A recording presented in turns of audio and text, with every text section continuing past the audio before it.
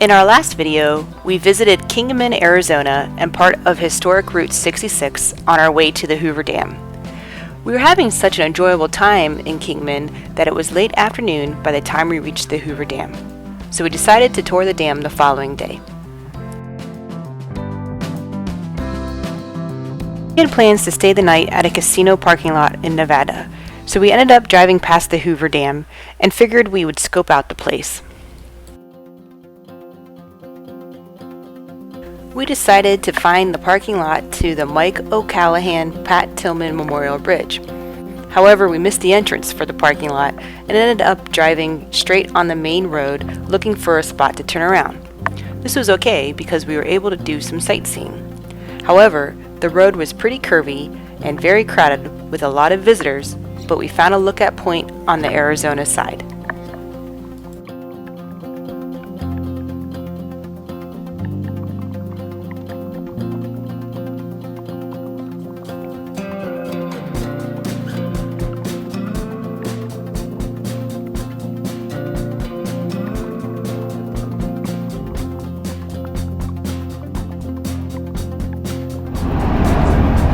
So we parked at one of the overlooks. We're just walking around. There's a mini little gift shop in here. We just walked through it, nothing special. However, they do have damn everything.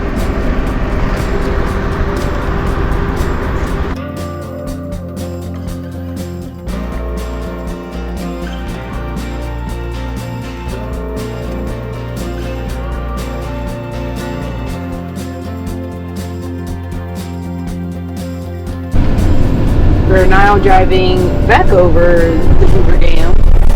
You have to enter from the Nevada side, so we drove through it, which is the previous video that we just saw. We went over to the Arizona side where that mini gift shop was and turned around, and now we're driving back down through it. We're going to try to find the entrance to the Pat Tillman Memorial. The Hoover Dam is situated between Nevada and Arizona. Looking down, you can see Lake Mead, which provides a water storage in the Black Canyon of the Colorado River. It is the reservoir that's formed by the Hoover Dam.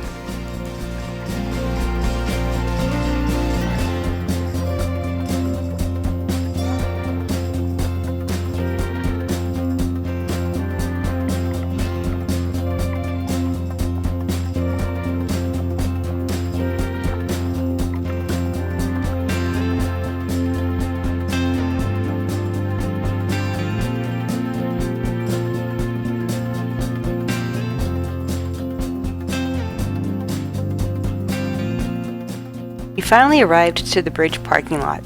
This looks like a good time to be here. The tour buses are heading out, less people are around, and there's plenty of open parking. The bridge allows you to cross over the Colorado River on US 93 to take in a full scenic view of the dam.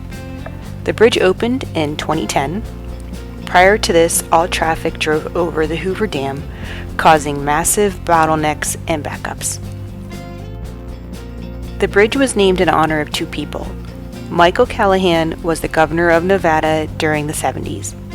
Pat Tillman was an Arizona Cardinals football player in the early 2000s. He decided to leave football and join the U.S. Army. In 2004, he was killed in Afghanistan. You can stop and read plaques along the path to the top of the bridge.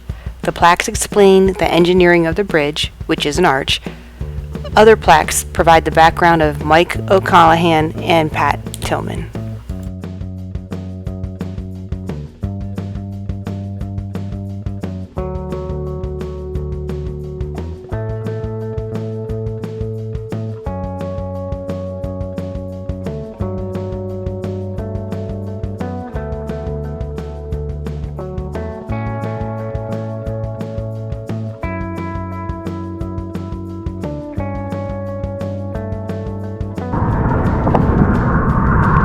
So I guess we're right between two states right now. You are, yeah.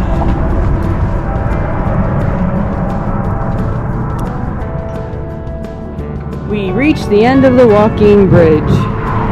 We thought that there was more down here that you could walk down, but we were wrong. We have a wall of gum And you can just see the Arizona state border sign over there.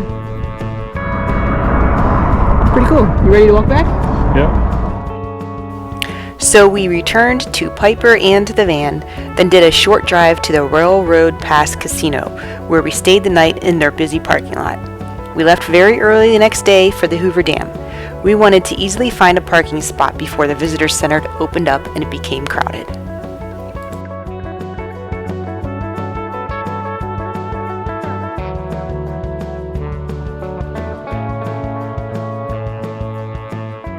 We parked in a lot on the Arizona side that had a few designated RV spots. It took us about 30 minutes to walk from the van, across the dam, to the visitor center where we needed to purchase our tickets. Of course, we stopped along the way to take in the view and for a few photo ops.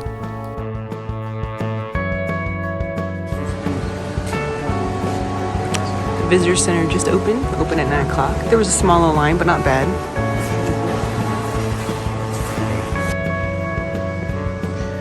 So there's different types of tours you can do. We're just doing the visitor center. There's a theater on that side. In 1928, the Boulder Canyon Project Act was signed by President Calvin Coolidge. This started the process of the Bureau of Reclamation to begin plans for harvesting electrical energy by constructing a dam and power plant using the Colorado River. The construction of the Hoover Dam was a massive undertaking and engineering marvel. First, the Colorado River had to be diverted. Then, on June 6, 1933, the concrete placement began. It was poured in individual interlocking blocks instead of a solid mass. Large pipes with cold water were used to cool curing concrete. To aid in the structural design of the dam, the world's largest aerial cableway system was built.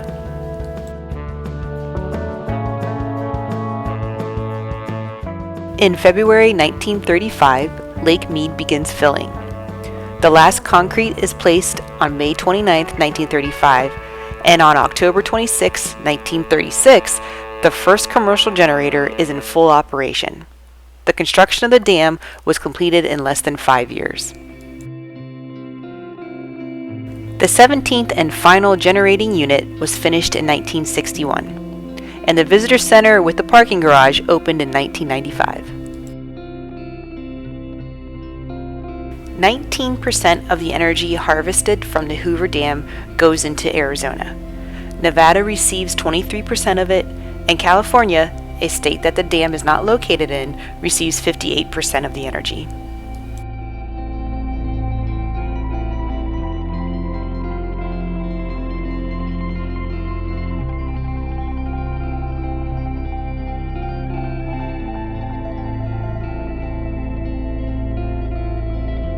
After touring the visitor center, we walked across the street to the gift shop. We passed this sign along the way. The Hoover Dam mascot was a dog. The construction crew found him as a puppy at the construction camp. He spent his days visiting the different work areas and hanging out with the men. It doesn't mention the dog's name, but Chris and I named him Jackhammer in honor of the hard manpower needed to build the dam. The gift shop had a lot of dam merchandise. We were in here for a while, looking around and giggling at everything.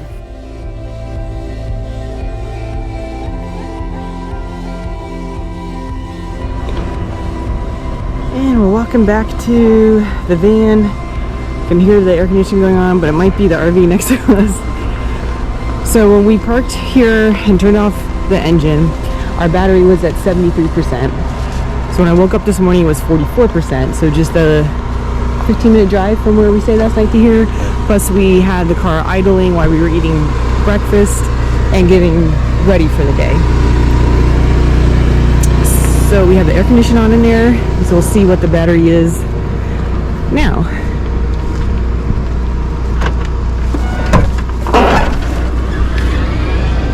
Hello! Ooh, it's sun in your face.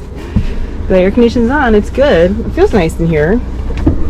And the battery's at 75, so, ooh, dark. So the sun was powering it pretty good too. If it was using the energy for the air condition and power at the same time. Look at the line to get through security. It is just before noon. We entered the dam at 8 a.m. At that time, there was no line. We did the visitor center tour as soon as it opened at 9 a.m. with hardly any other people around. We like doing things super early because usually it's before crowds start showing up.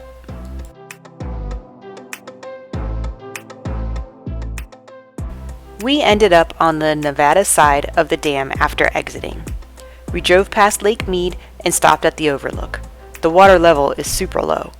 According to the National Park Services, Lake Mead provides water to parts of Nevada, Arizona, California, and Mexico. We hopped back into the van and headed out on Route 93 over the Pat Tillman Bridge heading for home, which is a little over a 4-hour drive. That's it for today's video. We aren't sure where we're going to explore next, but we'll see you in the next video.